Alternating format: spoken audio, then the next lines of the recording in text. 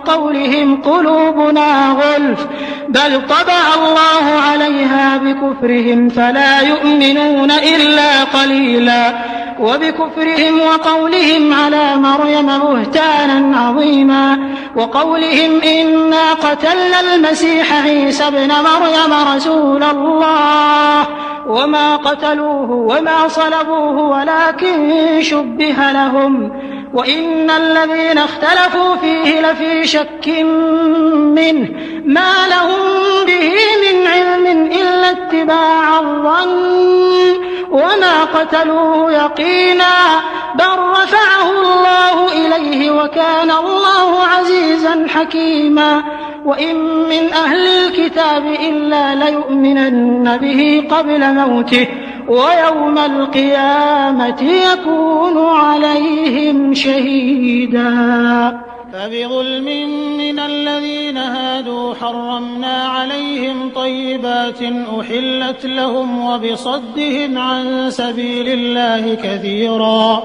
وأخذهم الربا وقد نهوا عنه وأكلهم أموال الناس بالباطل وأعتدنا للكافرين منهم عذابا أليما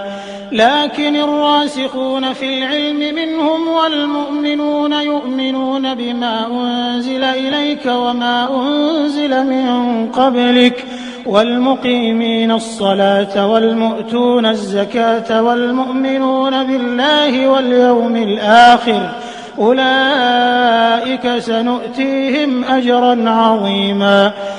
إنا أوحينا إليك كما أوحينا إلى نوح والنبيين من بعده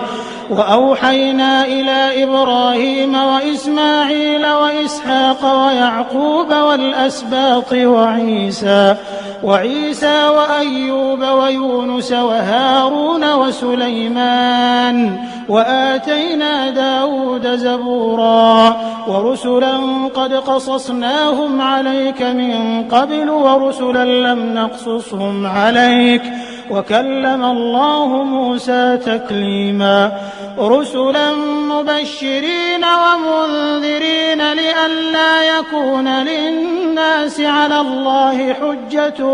بعد الرسل وكان الله عزيزا حكيما لكن الله يشهد بما أنزل إليك أنزله بعلمه والملائكة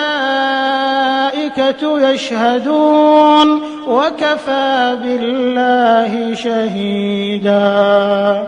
إن الذين كفروا وصدوا عن سبيل الله قد ضلوا ضلالا بعيدا إن الذين كفروا وظلموا لم يكن الله ليغفر لهم ولا ليهديهم طريقا إلا طريق جهنم خالدين فيها أبدا وكان ذلك على الله يسيرا يا أيها الناس قد جاءكم الرسول بالحق من ربكم فآمنوا خيرا لكم وإن تكفروا فإن لله ما في السماوات والأرض وكان الله عليما حكيما يا أهل الكتاب لا تغلوا في دينكم ولا تقولوا على الله إلا الحق إنما المسيح عيسى ابن مريم رسول الله وكلمته ألقاها إلى مريم وروح منه فآمنوا بالله ورسله ولا تقولوا ثلاثة انتهوا خيرا لكم إنما الله إله واحد سبحانه أن يكون له ولد له ما في السماوات وما في الأرض وكفى بالله وكيلا لن يستنكف المسيح أن يكون عبدا لله ولا الملائكة المقربون ومن يستنكف عن عبادته ويستكبر فسيحشرهم إليه جميعا